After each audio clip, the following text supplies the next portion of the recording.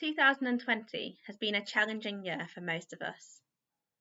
In my family, when 2020 began, we looked to the year ahead with anticipation and excitement. We had holidays planned and significant birthdays to celebrate, and we looked forward to the times that we would spend making memories with each other and with our wider friends and family. The COVID-19 pandemic has made 2020 very different. When the government lockdown was announced in March, as a family we were suddenly thrown together 24/7. Two young children, two very busy adults, and a beagle all together in one house all of the time.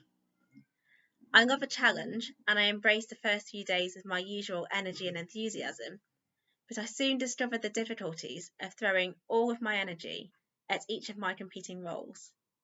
Being a mother, a wife, holding down a full-time job that was busier and more demanding than ever, and trying to teach a full school timetable to our 5-year-old.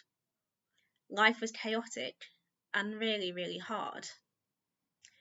In all of the busyness, I knew that God was there. And though sometimes it was challenging, I trusted that He would sustain me and bring me back to a place of joy and happiness. For weeks on end, our friends would hear us talk about how busy we were and how tired we were, and we would pray for rest, for energy, and a way to find a balance. The latter part of 2020 has been a huge reminder to me that though I am weak, God is strong. A reminder to put my trust in the one who created me and loves me unconditionally.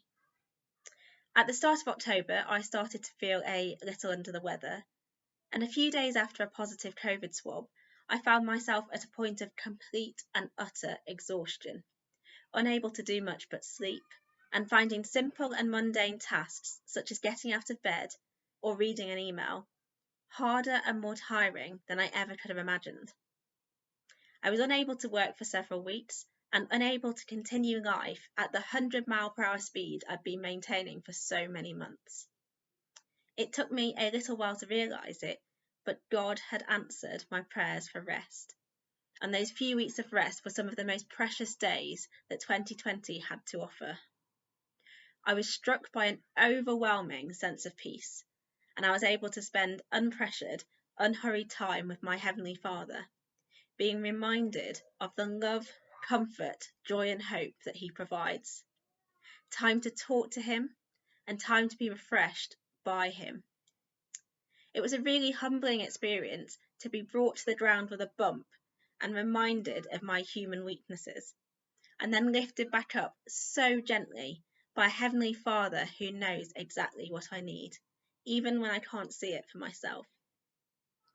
In a world where hugs are few and far between, I felt the loving arms of God holding me so tightly and reassuring me that I was His.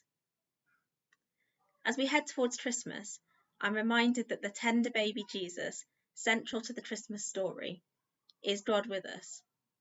He's always with us, everywhere and in every situation.